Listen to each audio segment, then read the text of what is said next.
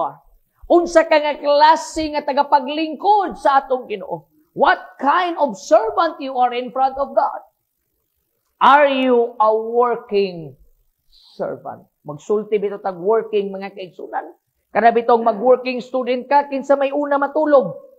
Kay kung ang working student una ganing matulog sa agalon, anang problema kaya? Kay ang standard sa kalibutan, basta ikaw ang working student mga kaigsunan, imog yung ihatag ang tanan nimong paglingkod, pagserbisyo. You want to let your masters live in a wonderful place, in a wonderful time, in a secure place. Apan ako mangutana kanimo mga kaigsunan, sa imong pagpangalagad sa Ginoo, unsa ka nga klase nga tagapaglingkod? Unsa ta nga klase? Are we a working servant to the Lord? So simple. People will ask what kind of servant you are. Tanawang sa gingon diha mga kaigsunan, sayon ra kayo. One that serves others. That is a servant. A servant that inlines the concept of who God is. Jesus done a servant leadership. Kung ikaw usa ka followers sa Ginoo mga kaigsunan, then we need to follow this wonderful principle. One that serves others. Are you serving others? Are you serving people around us? Telling them about the good tidings of God. Telling them about the experience you had with God before. Are you telling people the Damascus of your life, the crossing of change from nothing to something? Muna ang tinuod nga servant. Kadaghan sa akong madunggan nga musulti sila, ako usa ka servant sa Ginoo, pero wa magserbisyo sa uban. Let's go deeper. Are you ready to swim? Andam na batang mulangoy to become a good servant of the Lord. That is why itong topic, ako yun yung giuluhan. Are you a working servant? You can be a servant anytime, but being a working servant is a commitment and a choice. Tanawon sa gingon sa balaang kasulatan. Pagkatamis pamalandugon, napakatamis nitong pakinggan mga kapatid. Ano ang sabi sa banal na aklat? Bear one another's burdens, and so fulfill the law of Christ. Huwag kang maging pabigat sa iyong iglesia. Huwag kang maging pabigat sa iyong pamamahay. Huwag kang maging isang pamigat sa isang relasyon. You should be the carrier of problems. Look at what the Bible says. The Bible is telling us, any one of us who are listening this wonderful midweek prayer tonight, I want to tell you, if you carry the burdens of other people by praying and making them more comfortable in the presence of the followers of Christ, I want to tell you, you are fulfilling the law of Christ. Pero imo na ganin ang daoton, imo na ganin ang pasakitan ng imong isig katao, mga kaigsunan, imo nang nakadungog ko gani agwali imbis the good Samaritan, mahimo nagitag the good Samaritis.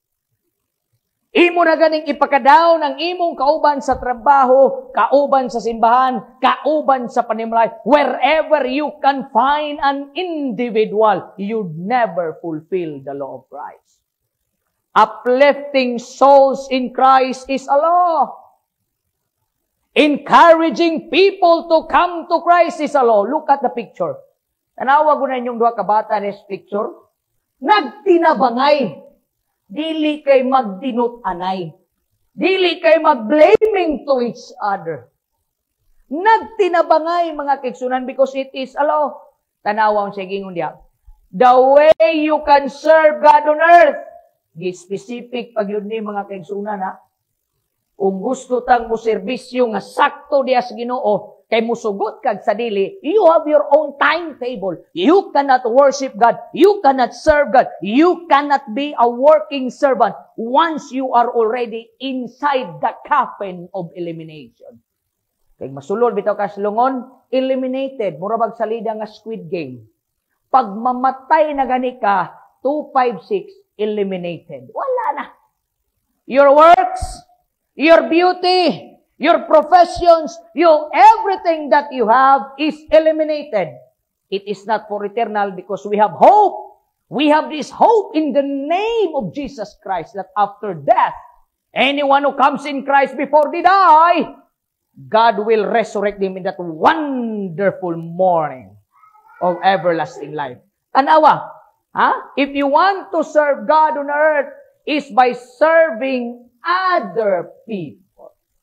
Kanang imong bana, that is other people. Munang ayaw na nag-awaya. Serve! Kanang imong asawa is other people. Serve! Parents, your children are other people. Serve! Your neighbor, your relatives, your best friends, your circle of friends, your best of the best of the best friends. Serve! What should we serve as a servant of God? Serve them the daily bread of salvation. I-serve sa ilahang mga kaigsunan. Ibigay niyo po ang tinapay ng kaligtasan sa kanila. A working servant will never sleep on the night without telling the truth to other people. Nang lisod kayo. Dili ganita mo trabaho nga mga servant sa Ginoo, mga matay na lang ning mga tao sa atong palibot nga wa kaila sa Dios. And I want to tell you, straight to the point, in the name of Jesus Christ, there are a lot of people who went to the grave. They don't even know Christ. Because the servant is not there.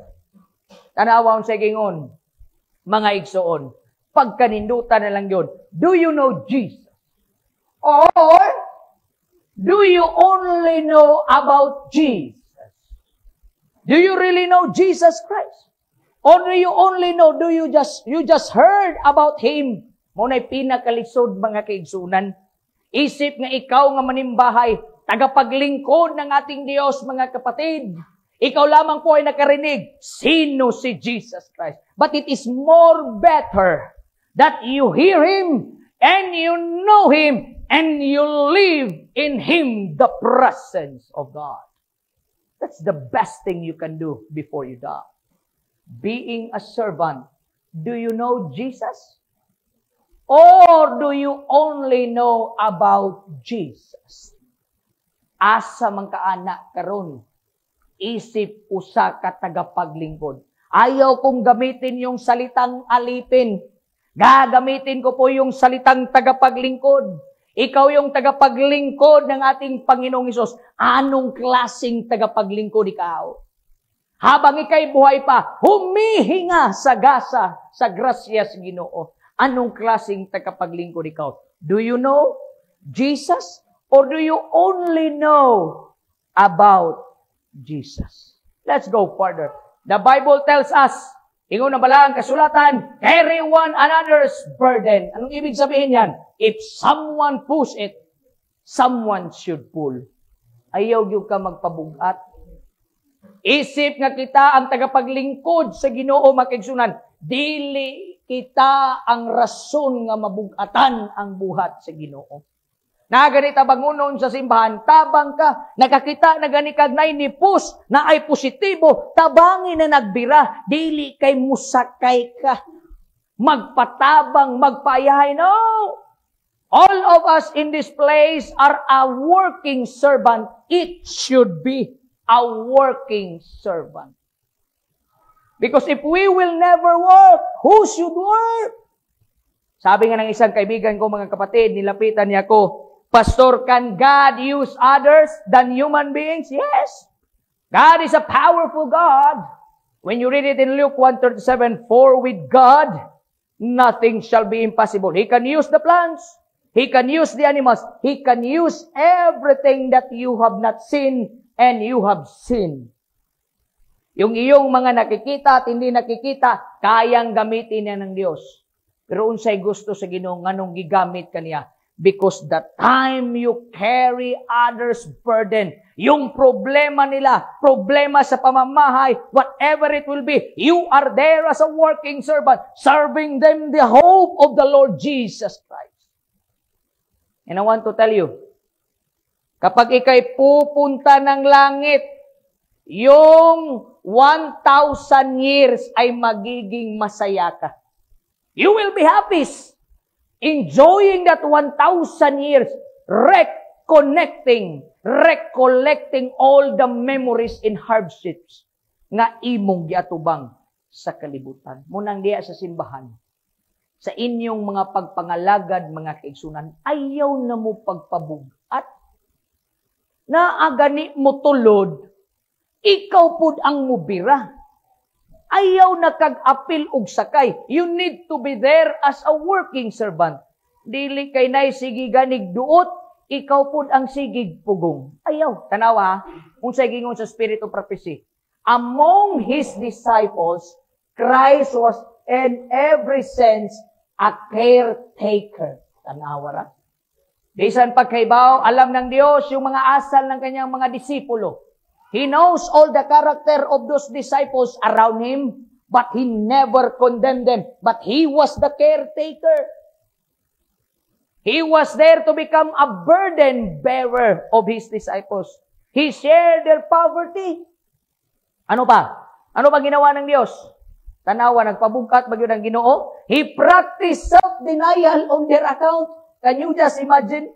He was the King of the universe. He is the Lord of the Lords. He was the one who created everything in this world. But He was the one who practiced self-denial rather than the disciples on their account. Can you just imagine that statement? Nang dahil sa mga disipulo, He wants to make Himself to be more open to them. He practiced self-denial. Kung gusto mong pupunta ng langit, mga kapatid, follow what Christ had done for His disciples. He went before them to smooth the more difficult ways. Ito, just imagine. Nananaga ni mga problema diya, simbahan, mga kigsunan. Ayaw ka magtabang og duot. Bisan pagkaibaw ka, bilang Jesus Christ, kaibaw siya nga si Mary Magdalene, usa ka prostitute. Pero wa kay ang mga reklamo, ang mga reports, mga kigsunan, nga kana ayaw na nagkuha na Ginoo kay nana, kadagan ba? But Jesus said to Mary Magdalene, rise up, go and sin no more. God created you to become a carrier. God created you to become a prayer warrior. God created you to become someone to reflect who God is. He never created you to condemn a person. He never created you to judge a person, and He never created you to manipulate or something, an individual, to put it down, because you've never become a God. Because if you will do that, you're telling the Lord, God, what you can do is I can do. And how was Jesus Christ? He went before them to smooth the more difficult ways. Diya sa itong simbahan, imbis na nabitaw na may mga panahon nga, uy, natay, tabanganan, naiatop din Kita pa ni muna, sagdi lang na ito, pang-importante, makasimba. Si Ginong Isus, lahi. Lahi si Ginong Isus, mga kaigsunan. Pagtanaw niya ngayon, masapos, Ginoo kini, okay, tabangan ta mo, kani, sige, plasta. Wa, yun. Because si Jesus Christ na kaibaw, nga mo push maning ako mga disciples, and I need to push. I need to pull it. Inang lang ako ni silang birahon. Ug ang pinaka-the best makaigsunan, kani, ang servant o ang working servant ni Jesus Christ nga Spirit, mauni. And soon He would consummate, iyang isummarize His work on earth by laying down life. Tanawara. Pagkaninduta mga kaigsunan. Nga ang iyang pagka-working servant, He want to conclude it to give His life for His people. Mangutan na ko nimo, ikaw na tagapagalingkod ng ating Panginoong Hesus, are you ready to summarize yourself, laying down it to the Lamb that was slain, who is Jesus Christ? Ha? Pwede ba na nimo ibayad ang imong kaugalingon para do you love your church? For the sake of the church, whether you here, kung asa ka karon, ha?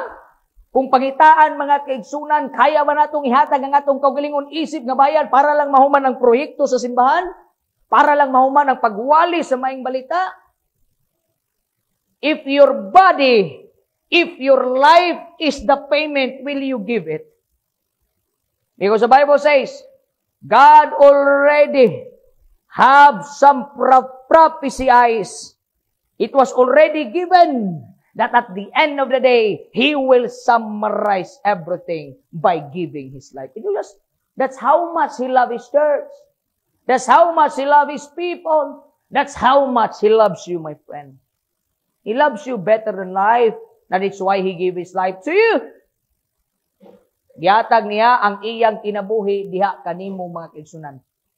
Love your church. Love the people around you. Love your husband. Love your wife. Love your children. Love everybody around you. You are here to carry the burdens. Pray for them and let them find a place in heaven. Disod pag kinabuhi din doton pagyud nimo, hukman pagyud nimo, dokdokon pagyud nimo, nang impierno na gani ang pagbati, maimpierno pagyud ang ilang una-una, mao nang ang uban mo surrender na lang mga kaigsuunan. No? Ayaw. Tanawa, Desire of Ages, page 552 tanan. The principle on which Christ act is to actuate the members of the church, which is His body. Mo ni purpose sa Ginoo. Mo nang gusto sa Ginoo nga mahimo kang working servant. Ang working servant will not stop the program of God. A working servant is not heavy load to the work of God. A working servant is the one who acted his mind and tell his mind, this is the work of God. This is not my work. Ang sa inyong mga simbahan, na gani mga programa, na gani mga proyekto, usa gani kang mubabag, dili ka working servant. Dili ka working servant. Kaya ang working servant, besag way kwarta mingon, sige, ito rin pa na yun. Mabito na kanunay na kung ginawali, no? Pag manarbaho na ta, when we go to work, pag wala tay pamasahe, wa tay kwarta, ang atong baba, musulti din ta, God will provide. Pero pag abot sa simbahan, maglalis, mag-away, ay ayaw na lang na, kay way kwarta, anong di man kita musinggit niya sa atong church? Programa sa atong church, programa sa atong kauman, sa hindi mo sa mga kabisyonan sa inyo nga, di ba pwedeng musulti na that God will provide nga naman? Kanang Ginoo sa inyong balay o Ginoo ba din sa ato ang simbahan? Different ba na sila? Kaya kung naka sa trabaho, wa kay kwarta, wa kay bugas, grabe atong ampo, God will provide. Pag abot sa proyekto sa church, di na kag-provide ang Ginoo. No! God wants you to learn as a members of His church, which is His body. Unay gusto natong magkatunan, makaigsunan. Muna kung ingon, tanawang picture, oh. Asa man kadiya? Ha? Awara ko na, oh.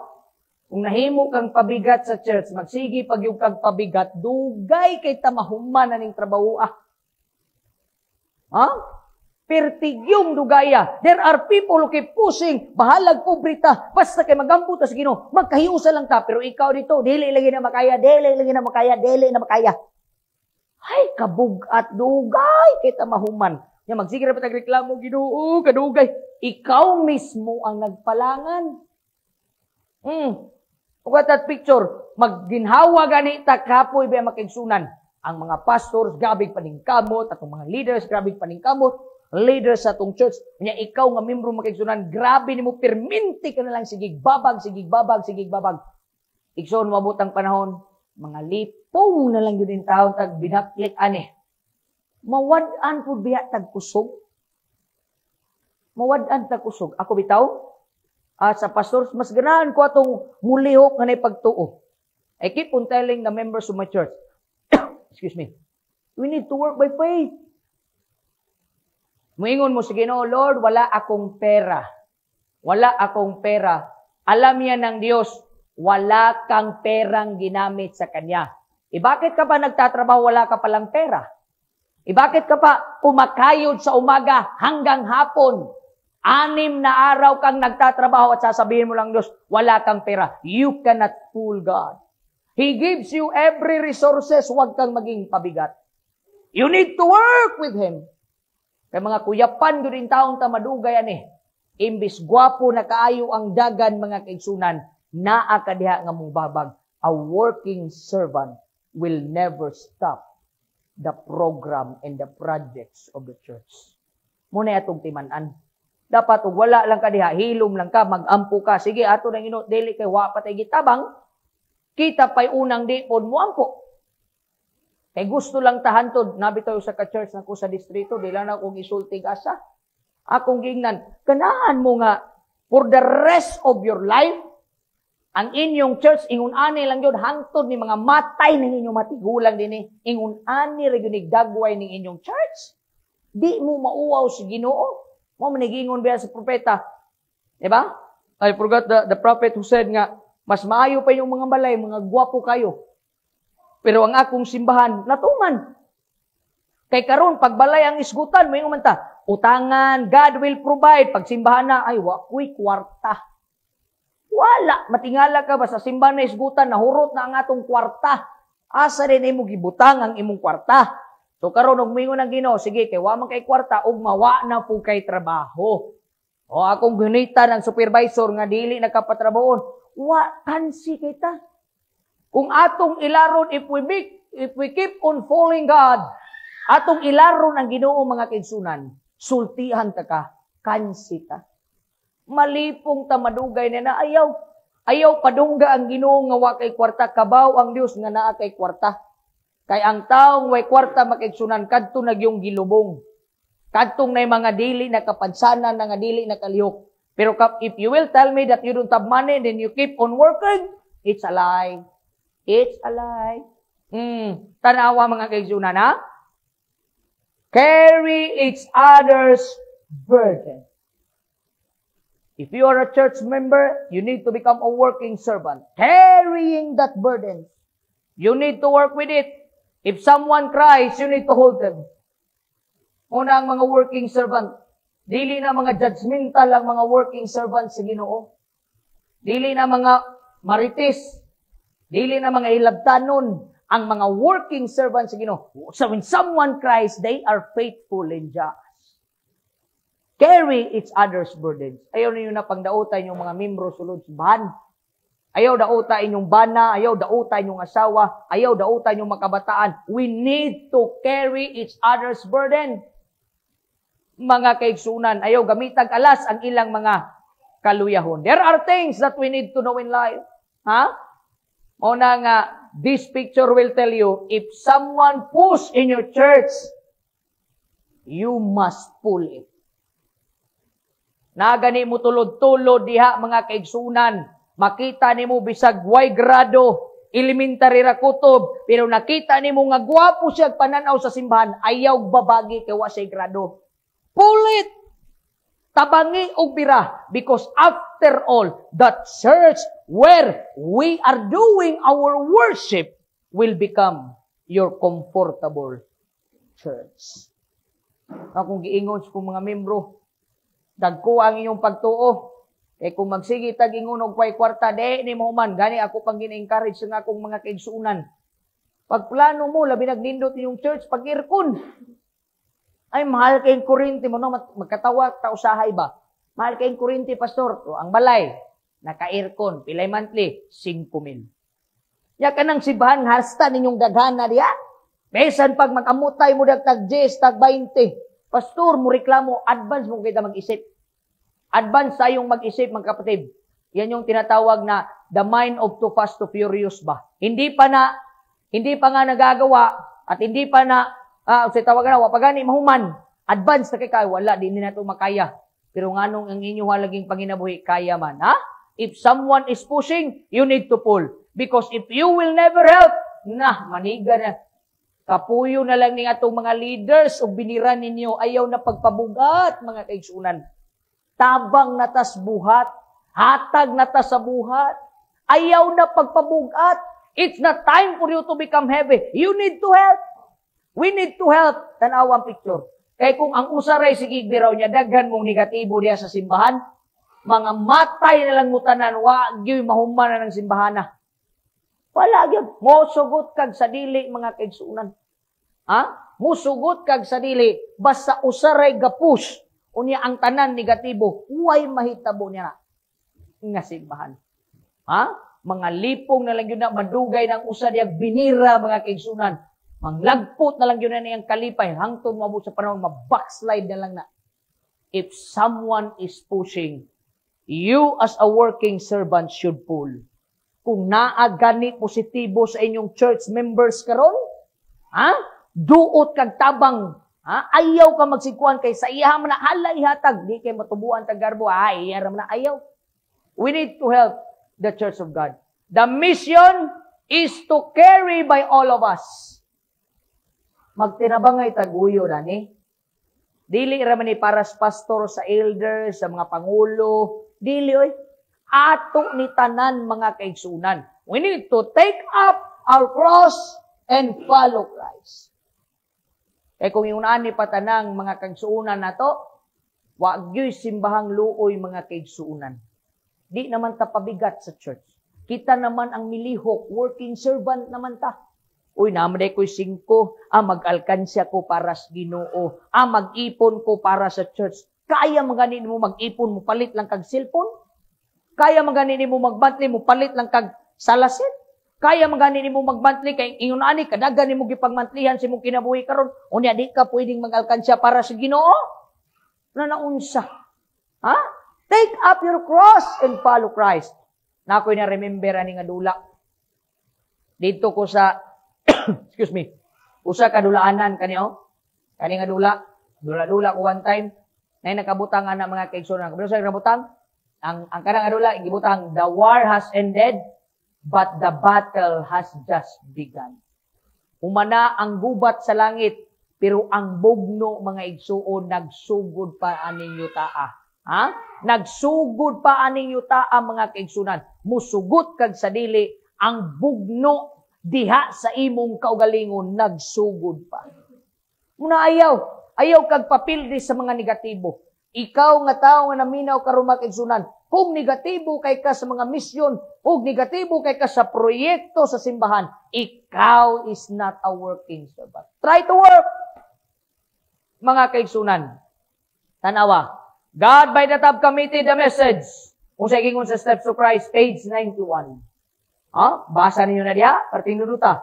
God by that have committed the message of the gospel and all the work of loving ministry to the heavenly angels. Kaya niyang manulunda na lang.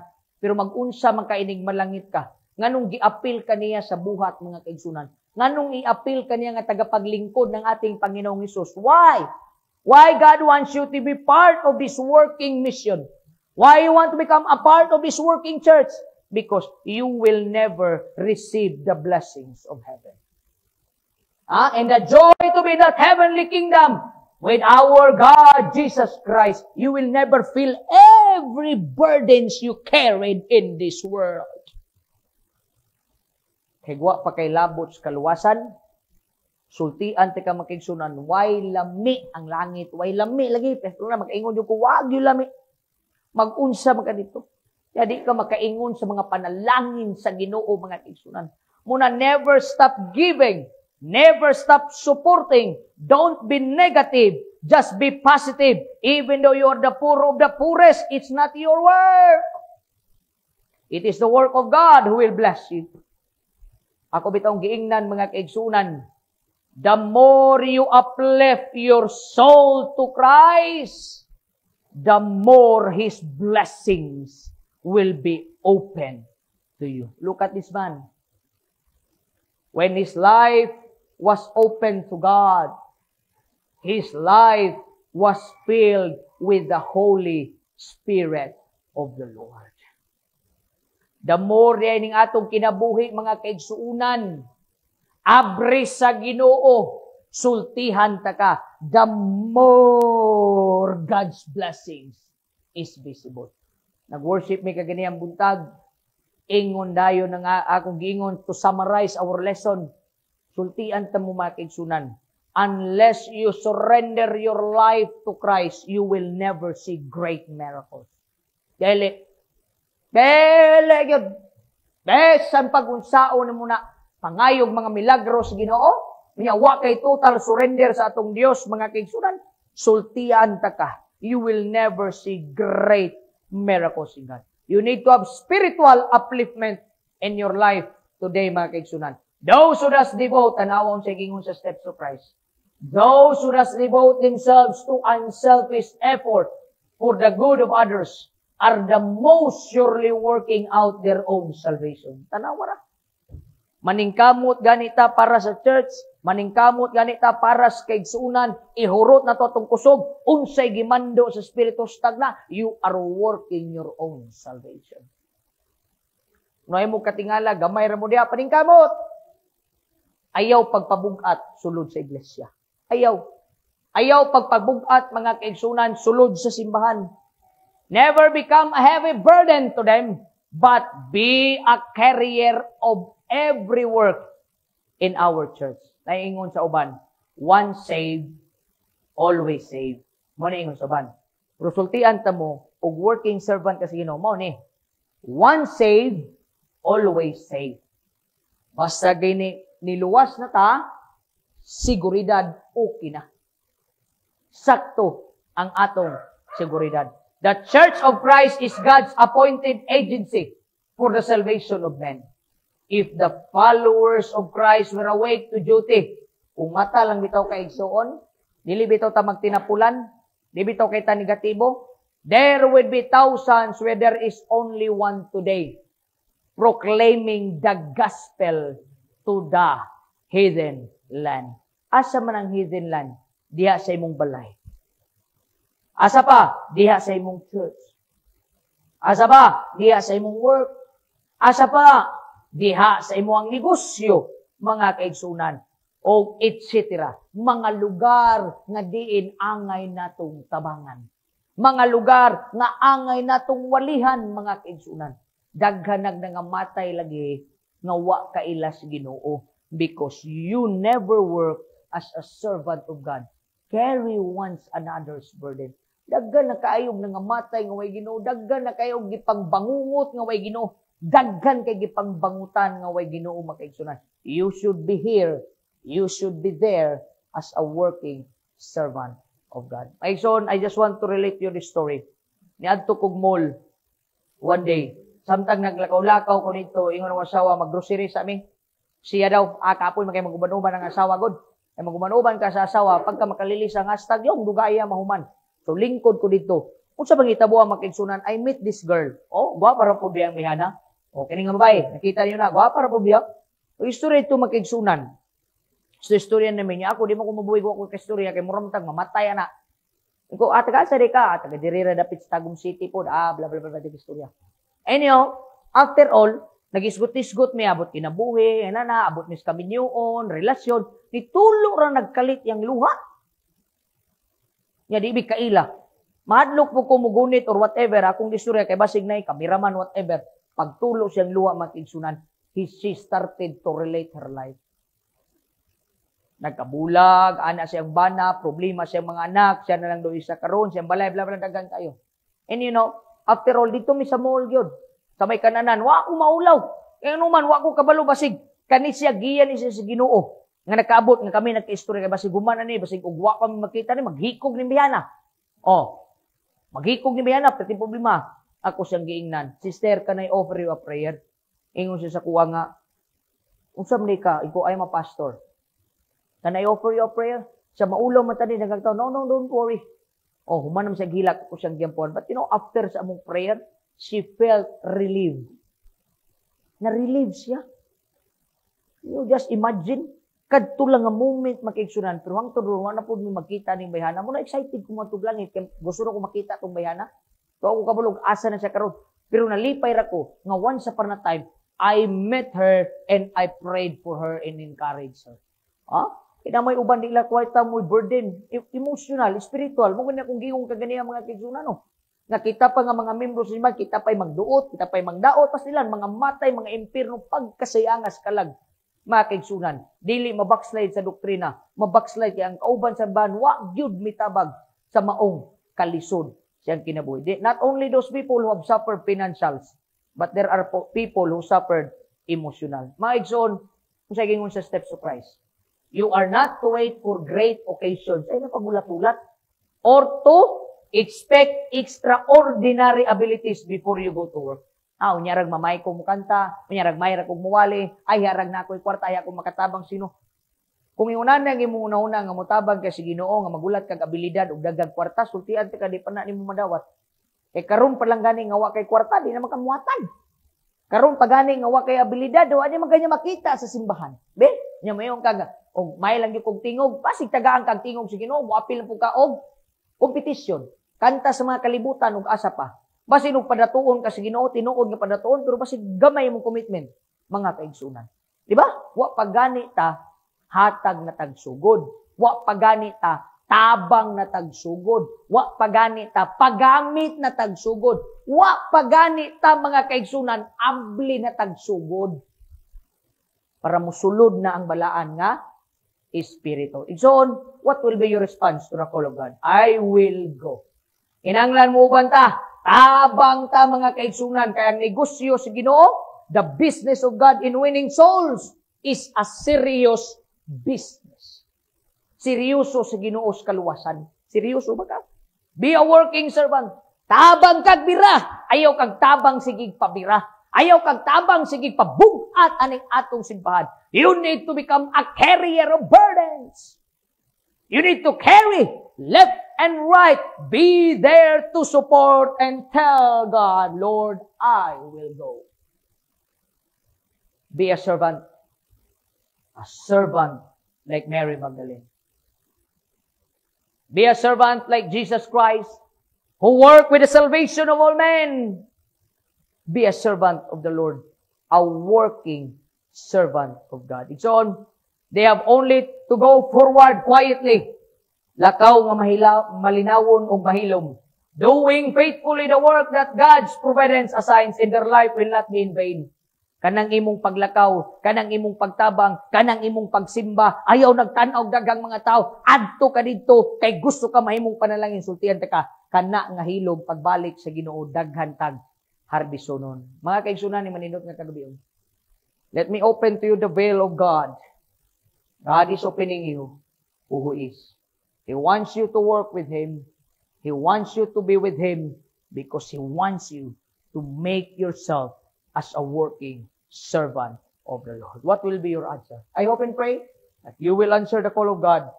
I will go. May the Lord bless us as you work with Him day and night before Christ will come. May gabi ka na itong tanong.